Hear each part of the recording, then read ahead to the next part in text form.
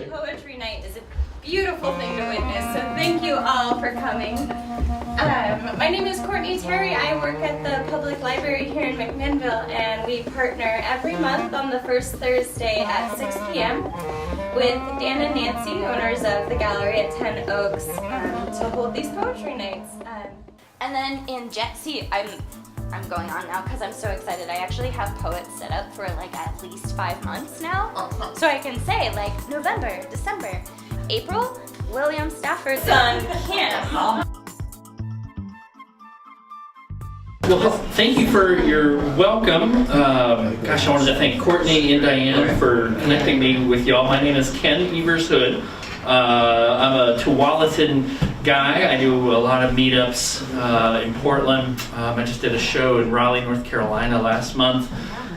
So I do kind of a mix, obviously with too much gear, of poetry, storytelling, some ambient music behind it sometimes.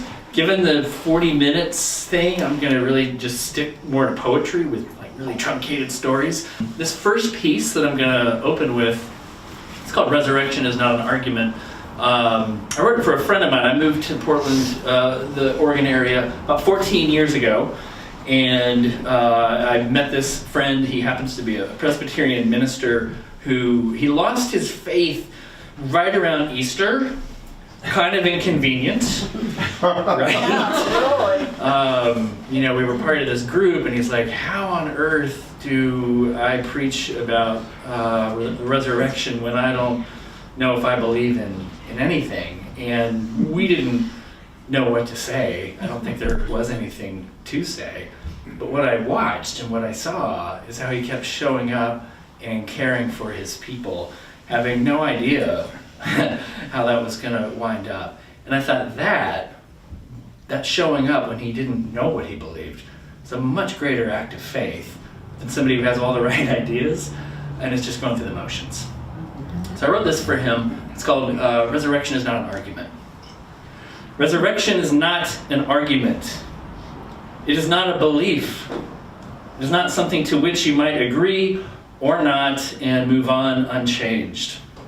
Resurrection is a weed, her roots cracking into concrete. Resurrection is the thin Tiananmen man, white shirt, facing down 4 machines of war. Vulnerability, his only weapon. Vulnerability, his only weapon. Resurrection is the dwarf mountain hemlock, growing sideways, stunted through the howling wind, but growing anyway. And resurrection is you, showing up one more time to a place you don't understand, to a love you know you don't deserve, hoping she is right when she says you never disappoint. Resurrection is not an argument. It is not a belief. It is a song sung in another tongue that somehow still brings tears to flow. It is the warm hand finding your shivering shoulder on the coldest night when you have turned away. Resurrection is life, and stepping into life when all you know for sure is the shadow of death. Wow.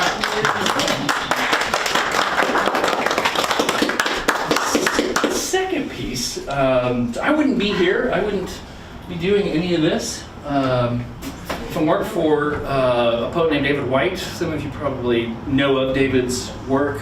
He's a British poet who lives off the coast of Seattle at this point.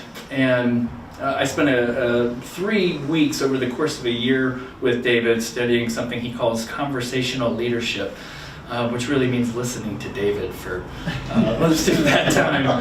And he's a weird bird. He's a poet, but he consults with Boeing and NASA and all of these engineer type folks. And one night in his kitchen, I was like, David, so I love your work, I love your poetry. I don't understand why Boeing would hire you. And this is a question that apparently he gets a lot and he does not like. And so he said, well, what's leadership? But seeing things other people aren't seeing, that's poetry. What's leadership but using language that cuts to the bone and connects? That's poetry. what's leadership but showing up when it's hard. That's poetry. And I'm like, okay, Uncle. This is one of his pieces. It's called Start Close In. All the pieces I'm going to do tonight have to do with courage. The world feels amiss at the moment, more so than sometimes it has. But what gives me hope is that we have to do the work that we probably have always had to do, but sometimes had the luxury of not. We have to do the work of having courage and using our voices and saying what it is we feel and think, because no one else will do it if we aren't right now. And if you ever have that thought of like, I'm so small and these problems are so great, I always remember the words of the Dalai Lama. He said, if you feel like you're too small to change anything, remember the man who tried to sleep with some mosquitoes in his room. Doesn't take a whole lot of mosquitoes to cause the giants some trouble. This piece is called Start Close In.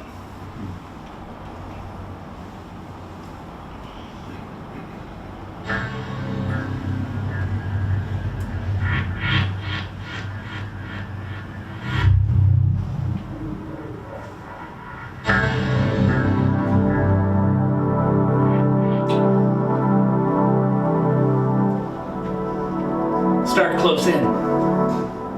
Don't take the second step or the third step. Start with the first thing. Close in. The step you don't want to take. Start close in. Don't take the second step or the third step. Start with the first thing. Close in. The step you don't want to take. Start with the ground you know, the pale ground beneath your feet, your own way of entering the conversation.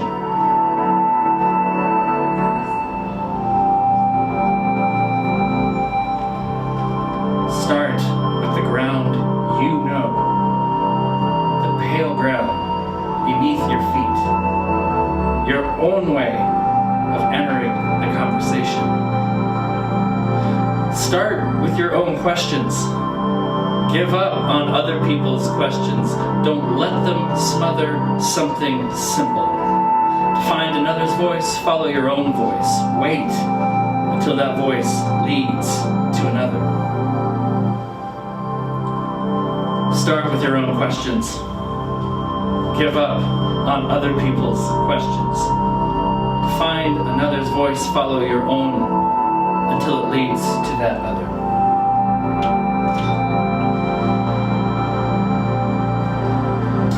Start right now.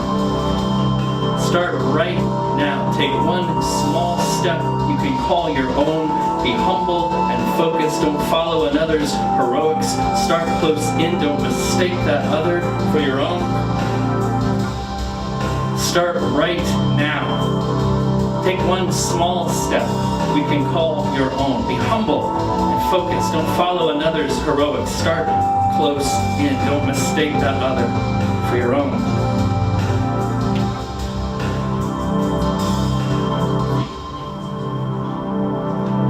Start close in. Don't take the second step or the third. Start with the first thing. Close in. The step you don't want to take.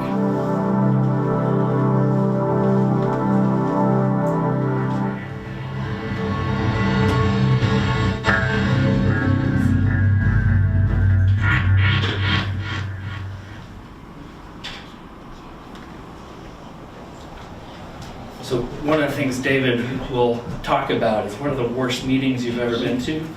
They're not the ones where there's a fight. Those are kind of interesting. But it's the ones where everybody shows up and nobody's really there. They're either there because they don't know what it is they think anymore, or they don't feel safe to share it.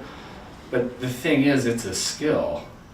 And when we stop saying what it is that we think, starting close in, we can forget over time. This next piece, let me see what I'll do for you. I'm mixing things up a bit. So this, I wrote this piece on the Oregon coast, Pacific City. This piece came, I don't know if anyone has ever had a relationship with a human being. Has anyone?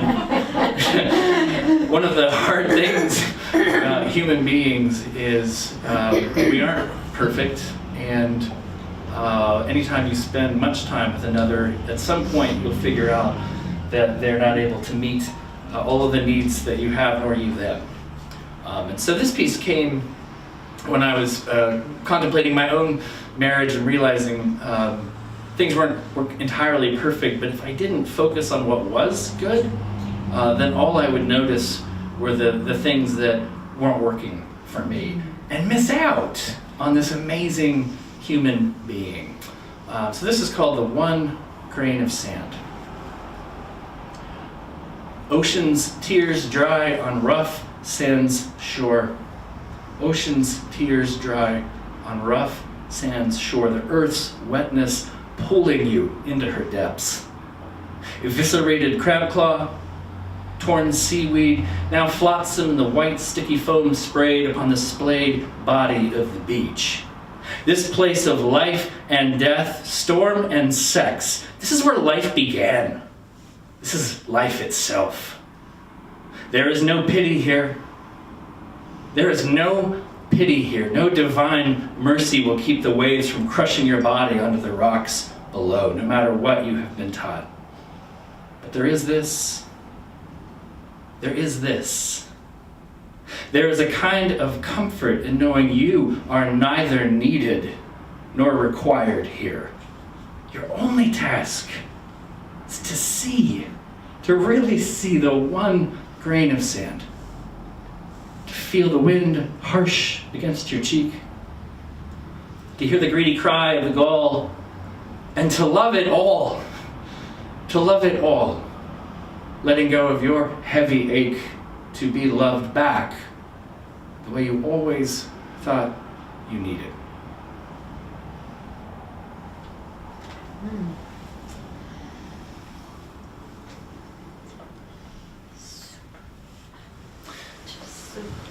Yeah, ask me about feelings and needs. If we had more time, I'd share with you my learning. I'm really good with feelings. I got handed this sheet with needs, and I was like, what are those? If you're someone like me, if the only strategy you have when a need isn't being met is to pretend you don't have it, you might consider finding a new strategy. I'm going to do the table. This is a piece I wrote for a couple of friends that I love, Rob and Jen. Rob grew up with PSC of the liver. It's this condition that he had from the womb where the tubes leading to the liver are too small. And so his liver was progressively dying. He needed a transplant. This poem is about me imagining the conversation that they had and watching it. They were called with an organ, with a liver, and they were given an hour to decide whether to take this liver or not. The problem is that what you want with organ donations, if you're in the market for that, is you want brain death, because then the organs still have oxygen. In this case, it was a cardiac death, and so the organ was anoxic, at least for some period of time. And nobody could know by examining, testing, nobody could know if it was damaged. So he had an hour. He was getting really sick. So if he didn't take it, he might not get another one. And if he did take it, it's potentially damaged, and he might either die from that or have to do the whole thing over again. How do you have that conversation? How do you make that decision? So this is a poem about that. It's called The Table. Who are they? These two huddled in pooling lamplight while darkness gathers around the table. Their evening interrupted by phone calls cry. Interrogated by a question that would not wait. As a family, they had made so many decisions around this table, accounted for so many variables, but there was no engineering process, no calculus for this opaque wall, this question staring them down, and no way to their future now, except by having a real conversation. An hour to decide. That's all they were given, an hour to decide a lifetime of sidelines, recitals, mountaintops, and in the fullness of time, walking his little girl, now somehow all grown up, down the aisle into the arms of her new life, just the way they both once had walked. When I saw them write their answers carefully and slide them face down across the grain of the wood, I knew who they were. I recognized them at once. They were Moses, who turned aside to see, choosing to face the mystery rather than look away. They were Abraham and Ciera, who left everything and everyone they ever knew, chasing the slender thread of a single promise. They were the bleeding woman who dared grasp the master's mantle, her faith, the faith that made her well. Her faith, the faith that made her well. And they are you. Every time you step into the unknown and discover again that you are well able, your courage enough for this conversation and all the others that will come again and again and again around this ancient table. So if you wondered what they did, what happened to clear home, they had some silence. They took some time apart, and they were really concerned about influencing each other. They wanted to make sure that when they asked each other, what should I do, what should Rob do, that they tell the truth. And if they had a conversation face to face, they knew they'd be influenced. So they wrote their answers down on how they came to this on slips of paper, like they were bargaining for a used car, and they slid those honest answers across the table. They both said yes, do it. He did it. It's, I think, 6 years now. He's still healthy. It was damaged though, and he has moments, but he's doing great. It was a good outcome to a hard risk. I think, how are we doing on time? It's just about time. Oh, it's about time? We've been 15 minutes. Oh. It's more than 15. I'll do some Rumi. Everybody loves Rumi. Nobody knows anything about Rumi, I find, though. It's so weird. Rumi is the most popular poet in terms of publication in the US. It's bizarre to me. He's spoken a language hardly anyone else knows anywhere. What we really know is Coleman Barks, who doesn't actually translate Rumi, which I kind of love that. So some of you may know, he was born in 1207 to a wealthy family. He's this incredible religious leader, but the religion that he was trained in and handed over for answers was dry. It was all about control, and he was really good at it and created a whole school around him in Turkey, but he was dying inside. We know because this wild man named Shams, who's this mystic, who everybody thought he was crazy because he would sing and dance for no reason at all, but somehow, without any education, had this sense of the holy about him. Shams finds Rumi one night on his horse, and he infiltrates Rumi's students, which were always about him, and he grabs him, and he says, "Who is greater, Bastami or Muhammad?" And Bastami was this living legend of this religious mystic that everybody revered. It was a hard question, but Rumi was all about answers. And so he said, "Muhammad, peace be upon him." And then Shams said, "Yes." And he got right up in his face. And he said, "But why?" And Rumi was never encouraged to ask why. His faith was a faith of answers, not questions. And the question why is a dangerous one for those with answers. So what we know is Rumi lost consciousness, he fell onto the ground. The wonder is that this question why got inside of him and just exploded open his world. So when he came to, he wound up following Shams. His students got really angry, and they either took Shams out to beat him up or to kill him, we don't know.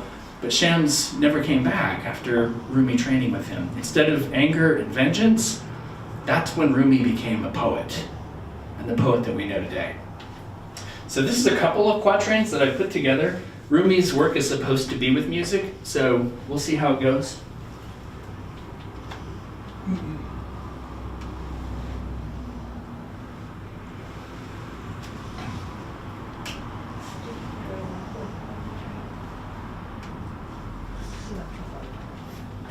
live loop this, but I think I'm going to avoid that tonight. All right.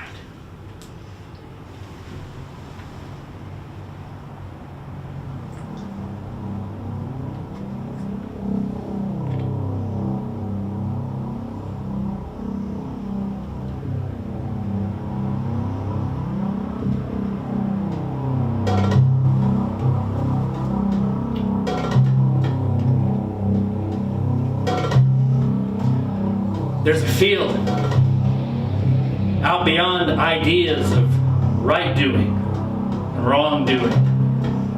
There's a field. I'll meet you there.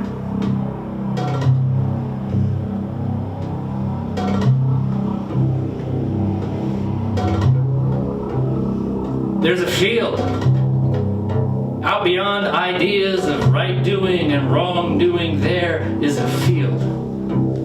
I'll meet you there. And when the soul lies down in that grass, the world is too full to talk about language, ideas, even the phrase each other. It doesn't make any sense.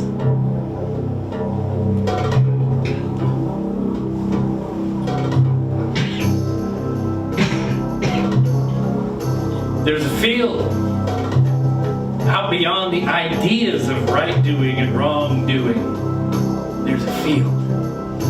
I'll meet you there. When the soul lies down in that grass, the world is too full to talk about language, ideas, even the phrase each other. Doesn't make any sense.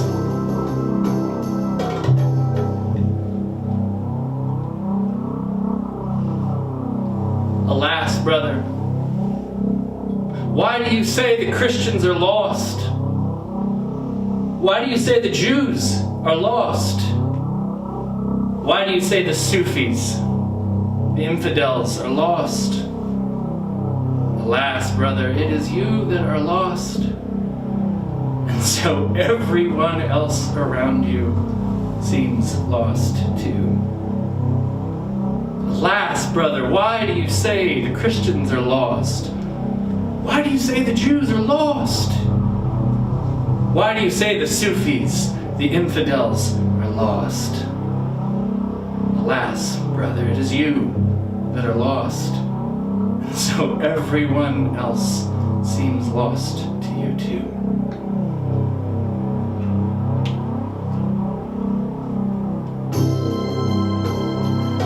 There's a field out beyond wrongdoing and right doing. There's a field.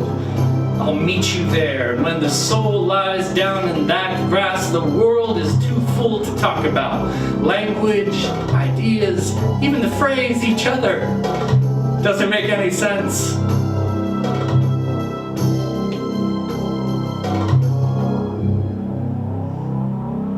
There's a field. I'll meet you there.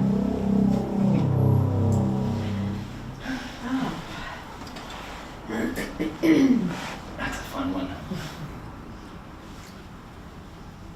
Rumi's one of those like go-to people for me when I'm just kind of dead. Man, he just opens things up. All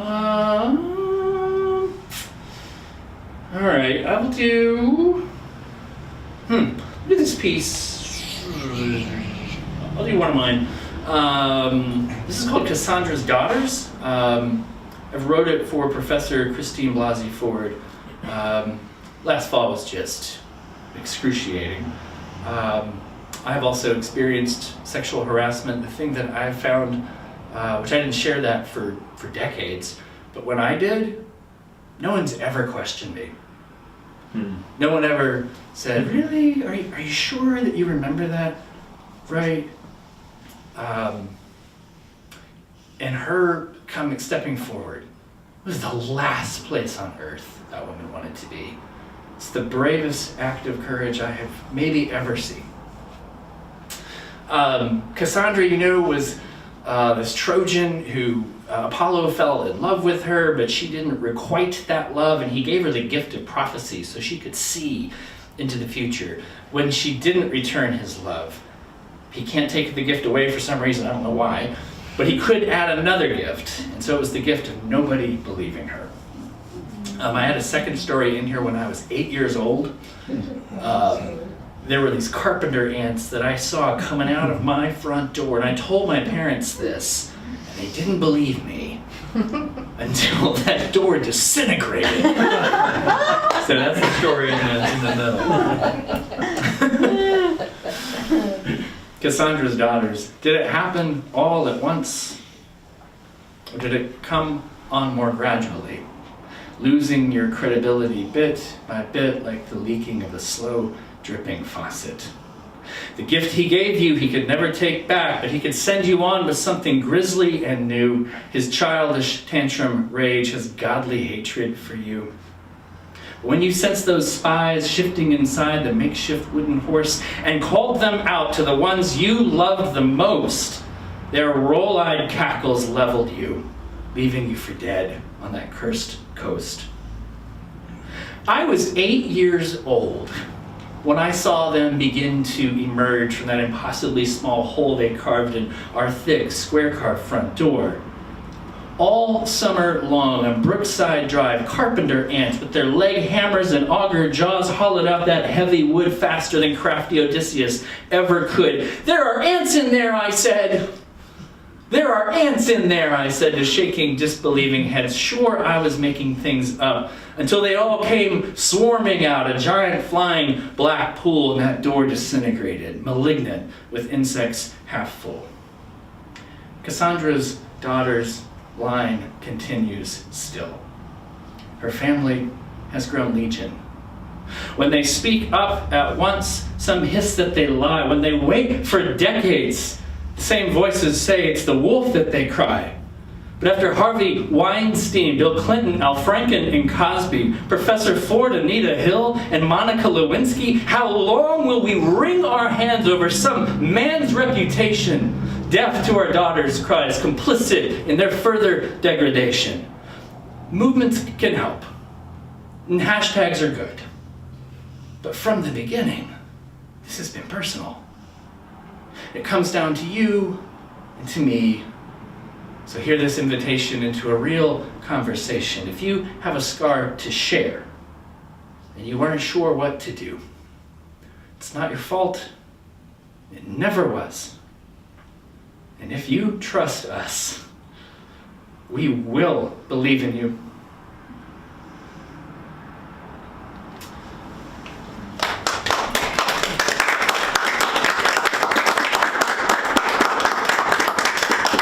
How are we doing?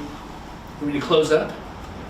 Make sure you guys have to. Yes. The woman's like, please God, close up. Okay. It's good. All right, this piece, this is called not running, but dancing. And there are a lot of stories that are woven in. The one dominant story that you'll hear is Mary's story from Luke after the angel comes to her and says, "Hey, baby." And she says, "Great." The Luke says she makes haste across the desert to go visit her cousin. And I've seen so many, particularly male interpreters, say she was running away. And so this piece comes from just imagining and wondering, running or dancing? She wasn't running away. She wasn't running away to hide her face.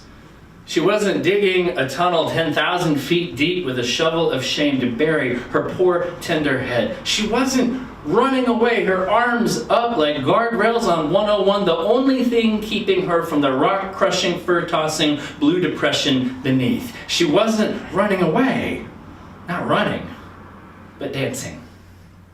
Dancing to a song the angels are singing that only the heart can hear. Dancing without the help of a husband to lead the way. Dancing without sonogram in hand. The black and white, hazy little alien, sometimes thumb-sucking, always certain proof that she was not making this up. She was dancing without an affidavit from the Holy Spirit, to whom it may concern. This child is mine, so put down your rocks. The rocks in your hands, the worst rocks flying from your mouths, having fallen down from the loose rocks in your head. Put them all down, you're just scared. So is she. She was dancing. dancing across the desert at night, dancing across moon-drenched sand, dancing across the rules and expectations, dancing across nice girls don't get knocked up and nice girls definitely don't get knocked up, and then lie about it. Holy Spirit? Holy cow, girl. You couldn't come up with something better than that, even if you did believe it? She was dancing across what are they saying about me? She was dancing across the voices inside herself, saying, you can mess your life up and never fix it. She was dancing across it all. She was dancing across, dying to the girl the world wanted her to be, rising to become a mystery. Who was this stranger coming to be? She couldn't keep her feet from moving, the song out of her mouth or the smile off her face. Who would they be, she wondered, her and this little one hitching a ride, growing inside. Whoever they'll be never has been, and yet somehow always was, is, and ever shall be, scattering the proud, feeding the hungry, and lifting up what has been held down for far too long. She was dancing for herself that night, and all the girls like her, for the girls that got pregnant when the world said they shouldn't, for the girls who didn't get pregnant or couldn't when the world said they should, for the girls who lost their babies or gave them away, dying inside as the dream of their little one slowly slipped away. For these she danced and dances still. She danced for the boy growing inside of her and all the boys like him, for the boys who have to look to their Father in heaven because the one here on earth keeps forgetting to call, for the boys who will rise up and care for others as they were cared for by them, for the men who will stand up and say, no, you can't talk to her like that. She's just scared. And so are you. For these she danced and dances still. She danced for Abraham and his children. You might be one of them. I am. Church, synagogue, mosque, church, synagogue, mosque. All Abraham, all the time, and the love that binds us together is so much stronger than the fear driving us apart. For these she danced and dances still. She wasn't running away that night. She was dancing. And if it could happen to her, it could happen to you, to me. Do you see? Do you see what I see? Do you hear what I hear? There's music in the air everywhere.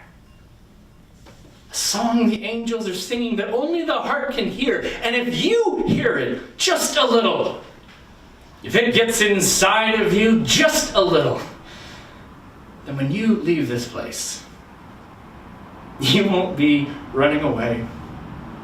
You'll be dancing.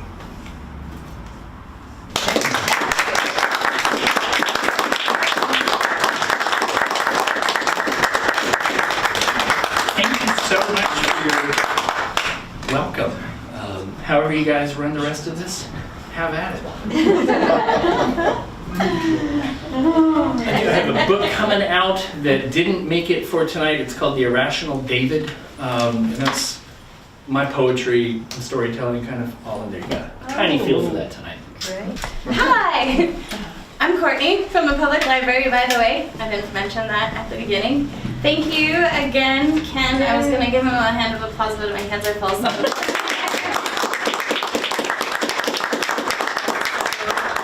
Should not clap with the mic in my hands. Sorry, viewers of MCN 11. Okay, so we'll just dive right into the open mic. I'm very impressed with Mike Santone. We have a long-running tradition of no one wants to be the first one to sign up on the poetry list, and so I said, like, do I even need this here? And Mike actually wrote his name above that, arrow and everything. so that he could be first. Right. So you're number one, Mike. Okay. That's because paper gardens. Great. You are great. Oh. You absolutely wonderful. Okay, first I'm going to start with paper gardens. Now, this 3 weeks left. March 1 is the deadline for the paper gardens 2019. Please, if you are interested in applying, Courtney has lots of applications. I'm going to go fast. I'm hungry. We're going to eat. That's why I got first. I write lots of haiku and tanka and those kinds of things, and so this is called Autumn Morning Rainstorm. I wish I could memorize them like you do, because that performance is so nice. I mean, it really, but I can't. I need paper. Wake in the darkness, pounding rain, hear every drop, heavy warm blankets. Stove embers flicker in mounds of soft gray ash. The smell of cold tea. Dawn gray sky darkens. Small streams flow to a growing lake. Sparrows take a bath. Wind pushing raindrops, window wrinkled with rivers. Hot cup between my hands. Those are 4 haiku. And now one tanka.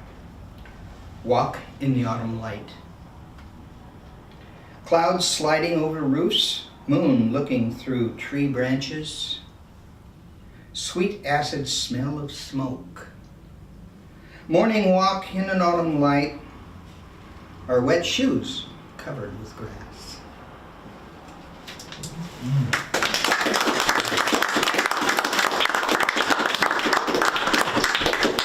Thank you, Mike. Almost got away with it, didn't I? We have, if you'd like further more about paper gardens, we have these at the library as well. And if you know any really creative kids, for adults it's $10 for an entry, but for kids it's free. So, and that is one of the cutest parts. No, they're serious poets. They put a lot of work into it. It's not just cute, it's also, they're great. But yeah, I would absolutely recommend. And then there's always a, once the winners are chosen for paper gardens in May, I believe it's the 9th of May, they have a celebration at the Sahagian Cultural Center in Newburgh, and they do readings of people who have been selected. And that's when the kids are really cute, but also serious poets. So I recommend those events as well. And then, Bruce, you're up next. This is a revision of a poem that actually has been revised a few times, and it's called Stormy Weather. We're going live where stormy clouds cascade crazy cold across a grainy Mount Rushmore sky. Just look at those umbrellas, blown inside out.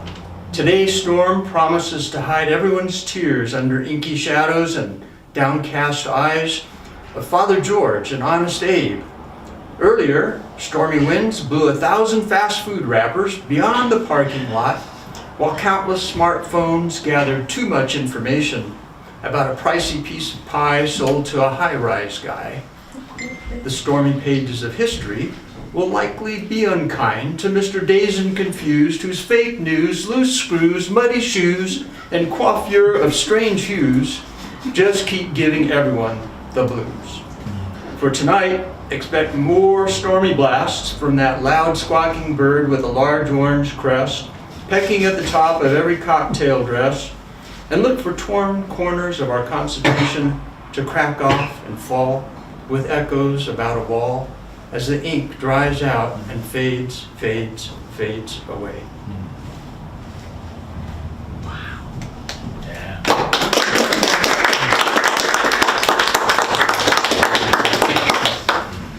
And this is a poem I wrote a while back on Groundhog Day, or for Groundhog Day, which is a little late in coming, but here it is. Let's cherish it again. Groundhog.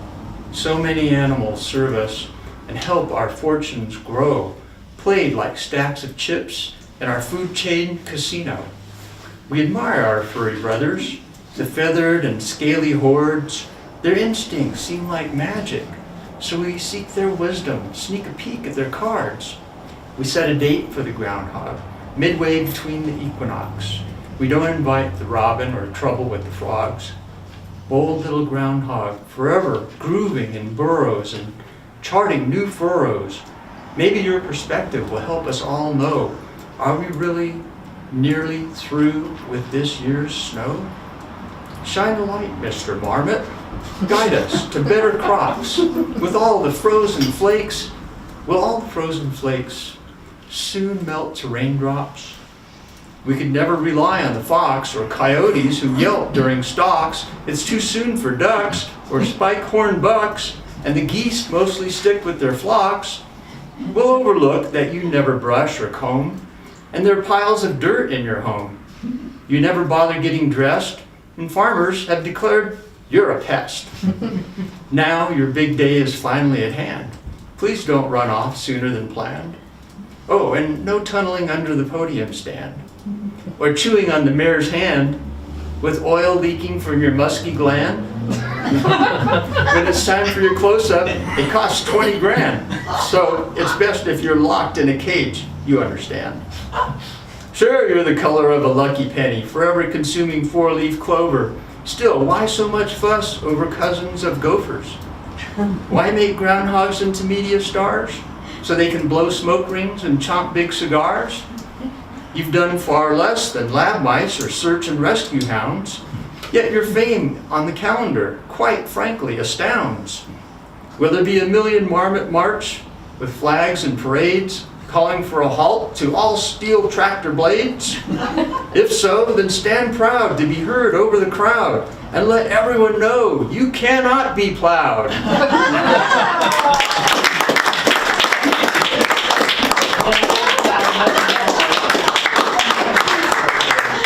Thank you, Bruce. Patrick? I'm usually all about dirt and dead animals. I don't have any of those tonight. This is called Meditation on Cream.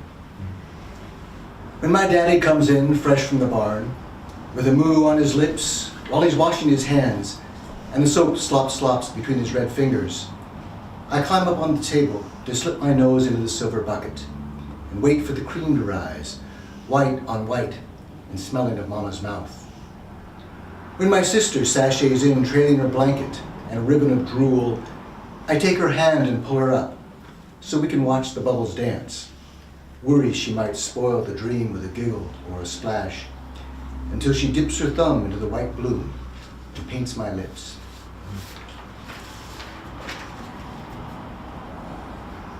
This is Katie at 15. She was always a half moon waning, pale cheek in the yellow sky, her scars ribbed and bright, the morning's bruise dark and raw, tomorrow a sleight of hand. But who dared count her days as she marked the pas de deux with the dogwood, sad and pink? Not the girl, her hand opening, turning to the sun, her eyes wet with summer, but the tree, braced by the dancer. And I think Valentine's Day is coming up. This is Sonnet If. If you should bless me with your smile, I will reward such shameless dare, and never question faith or heart, or proffered kiss or silent tear. If you should bless me with your smile, and to my doubts not once give way, no, even should I quit this earth, and breathless be at end of day, that long past death and long past life does love recall where first it struck. In pleasure's hold please let me lie, and give me leave to voiceless be, so I may look at you the while, if you should bless me with your smile.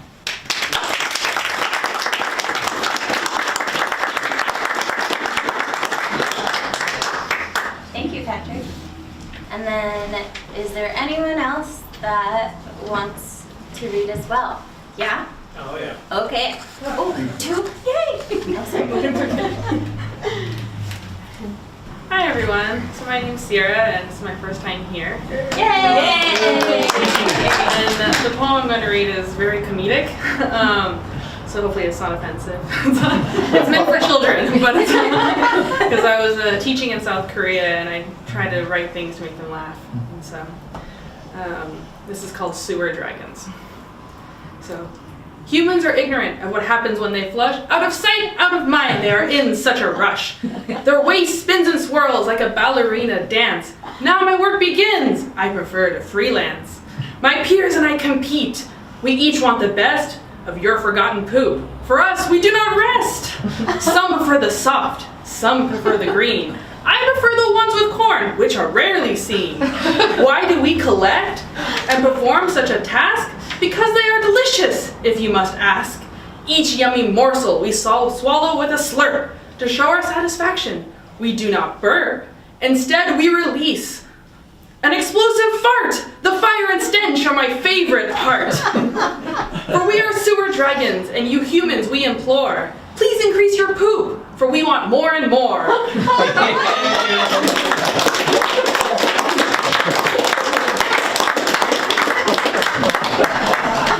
Thank you, Ciera. I couldn't see how that would be exceptionally appropriate.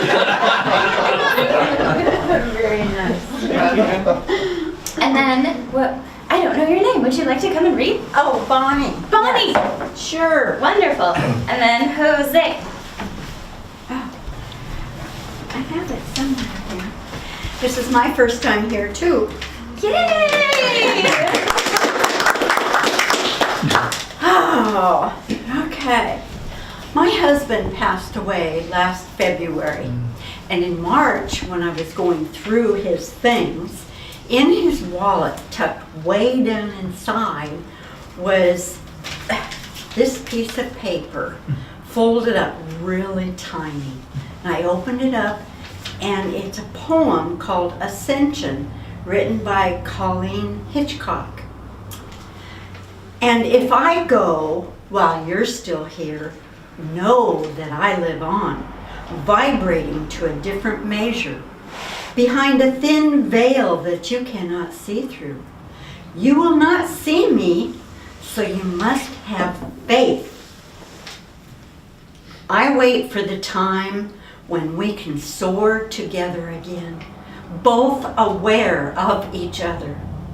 Until then, live your life to its fullest. And when you need me, just whisper my name in your heart. I will be there. Then, about a month later, I ran across this poem, and I have no idea who wrote it, but I know where it came from. It says, I'm writing this from heaven, where I dwell with God above. I'm resting here with the angels who surround me now with love. But though I may seem far away, we will never truly part. For part of me lives on with you, forever in your heart.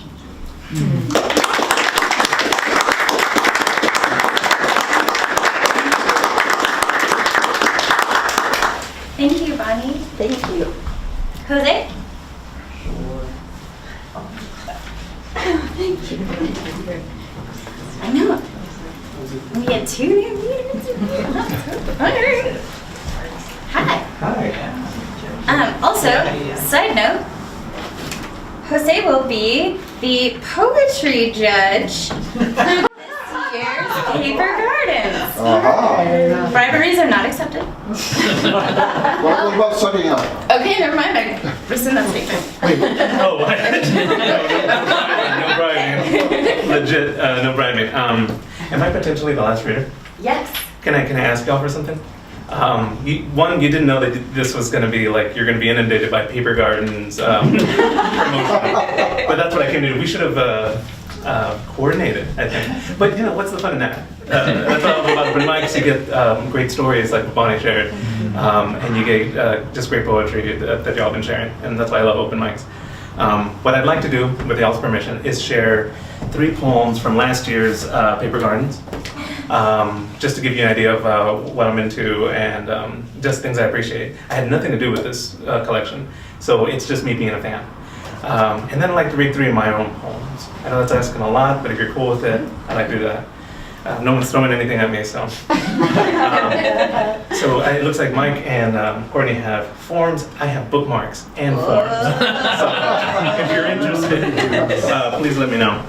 But no, I did a similar thing on Stephen Long's The Writing Life show, and it was fun, and I thought I would do it here. So this is last year's Paper Gardens anthology, and I have a couple of poems that I'd like to share from it. The first, should I find it, is a haiku. Mike, you shared Tonka in haiku, so this is by Anna Kerbersky of Patton Middle School here in McMinnville, and her haiku is entitled Painting. Watercolor thoughts bleed together as tears drip, brushstrokes, warped paper. I'm going to read that again because haiku happened really fast. Yeah. Okay, this is called Painting. Watercolor thoughts bleed together as tears drip, brushstrokes, warped paper. And so, and yeah, this is middle school. I'm like just blown away. What I like about this piece, and something I thought to that I think about when I judge things. And I'm also a professor here, so when I grade too, it's always meeting the piece, meeting the poem at its own, to see what it's doing. So with this language, it's you have watercolor thoughts as this kind of abstract place up here, and then it's bleed together as tears drip. So you have bleed, and then tears fall, and so it's something physical. And then we get fully the physical, the brush strokes, warped paper, and you're just like, that's so cool. And I just think how lucky we are to have this poem brought to us, but how lucky the poet is to have found this poem. I'm like, wow. So that's something I liked out of here. Another poem I'll share is this is in the adult free verse category, honorable mention, by Carrie Savage from McMinnville, and I believe Carrie Savage is at Mac High teaching. And this poem is called November Figs. It's complicated, this business of harvesting figs. They will not ripen after picked, no matter how hard you try. They are stubborn.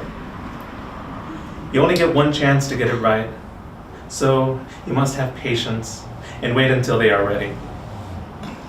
The fruit heavy and sweet on the tree, an early autumn shade of purple, go soft, easy, gentle, to avoid bruising. I've read it is best to harvest figs early in the morning on a cloudy day. Somehow they know when magic is in the air. And if you get everything right, there is no comparison to their mystery. We can learn a lot from harvesting figs, nurturing children, relationships, life. One small moment growing into something beautiful, plentiful, full of love, maturity, generosity, and magic. An autumn shade of purple surrounding it on a cloudy day. Go easy on each other. Be gentle. Don't rush the process. It's complicated. Very nice. That's where Carrie ends her poem. And so what I like about this is there's a certain kind of wisdom being shared, but it's concretely tied to the figs. Like you start with figs, collecting figs, and but quickly figs become they have a personality, and the poet is like, well, here's how figs' personalities can connect with our personalities, and then you get this stack of and here physically, like it's kind of an enjambed, it's got a varying line lengths, but at the very end you have a stack of sentences. Go easy on each other, period. Be gentle, period.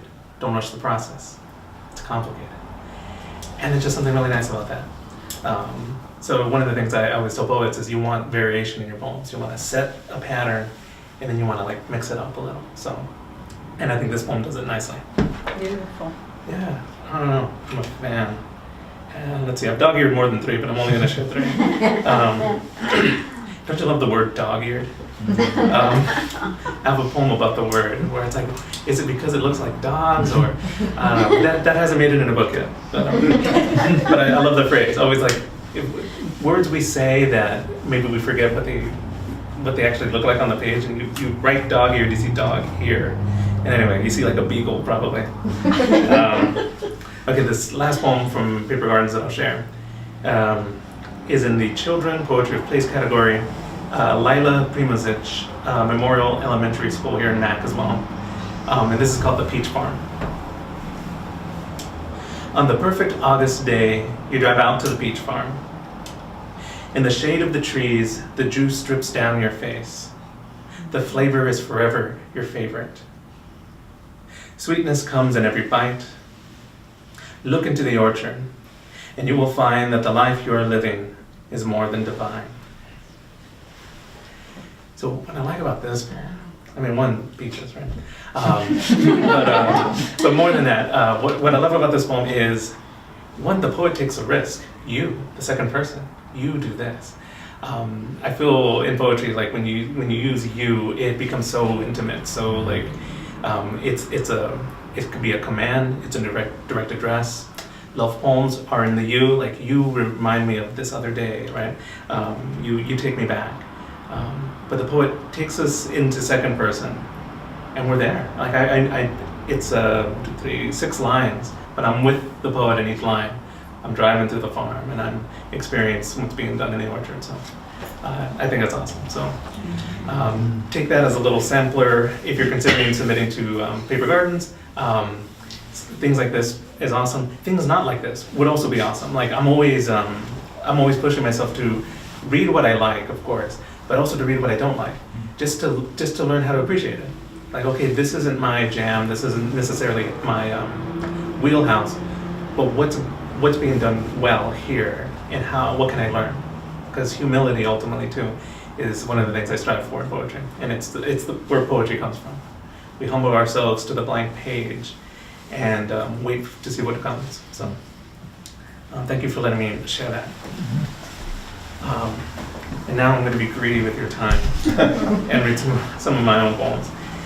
This is from my latest book, and I'm going to read 3 poems that I normally don't read aloud, or at readings, so just to share with you.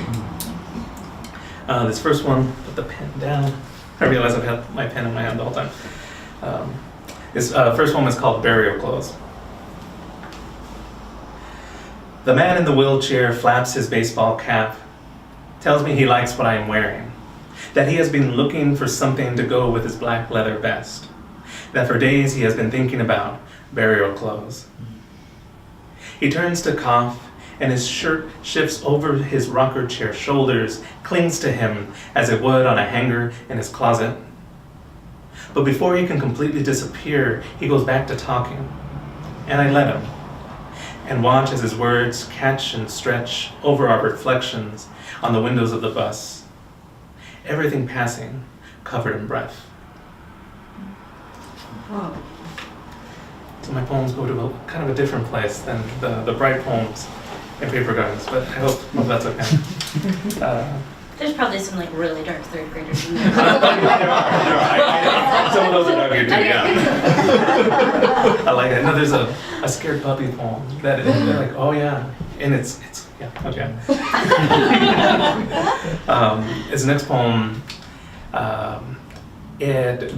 the first draft. I lived in Eugene, Oregon for about 7 years in a whole other life. First marriage, divorce, all that happened years ago. And when I lived in Eugene, Oregon, I worked at Allen Brothers Coffee. If you know, Allen Brothers does like coffee, drinks, but also like has food. And I did a lot of food prep. So it's about cutting tomatoes, technically. But of course, when you're a poet, you can't just cut tomatoes. You have to go somewhere else. So this is called Theology at Work. If there is a heaven, I will buy my way in with slices of tomato.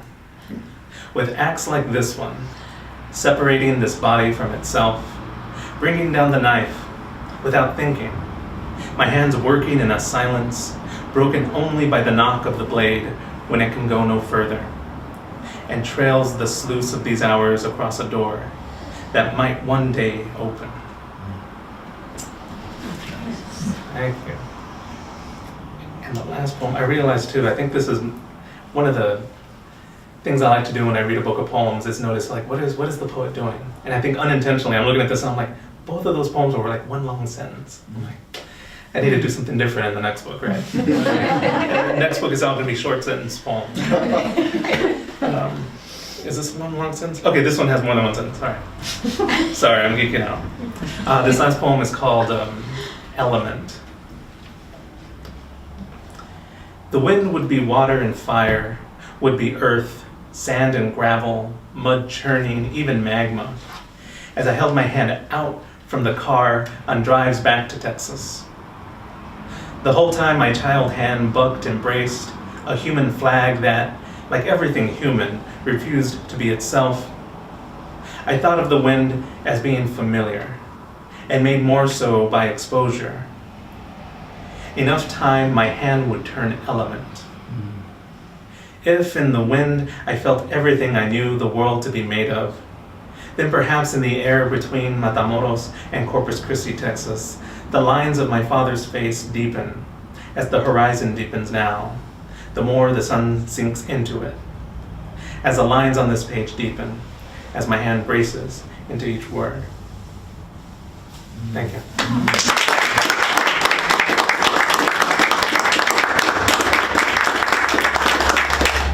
Thank you. Does anyone else need to hear any more about paper gardens? Do you feel informed? If not, there are many of us here who are happy to answer additional questions. I know! Sorry, yes. What We're shamelessly self-promoting. Did you know that gallery owners Stan and Nancy are also running the McMinnville Short Film Festival? And everybody here, positive thoughts, no snow this weekend. We have 80 filmmakers and their guests coming in from all over the area, so positive thoughts here. But yeah, McMinnville Short Film Festival, 50 films being shown across 4 screenings this weekend. It's a lot of fun. We have a guest filmmaker, screenwriter, Bozan Nizer right here. Their film is going to be in the 7 p.m. screening Saturday night. Very exciting.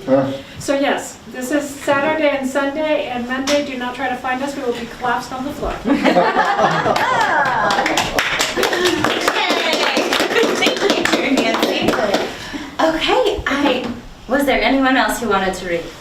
Just anyone. I always ask, just in case. Okay. Thank you all so much. Thank you, Ken, for coming and sharing with us.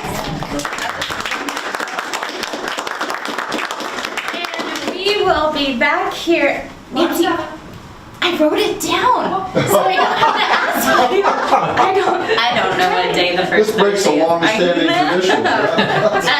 So next month on the first Thursday, which is the 7th, we'll have Tim Witzel from Arley Press. I can't pronounce it right, so I just say it as many as I can. And then for April 4th, which is National Poetry Month, we're very excited to have the Oregon Poet Laureate Kim Stafford will be here doing a reading. So hope to see you all back for that. And thank you, and stay safe, and have a very happy Oregon's birthday, which is on February 14th.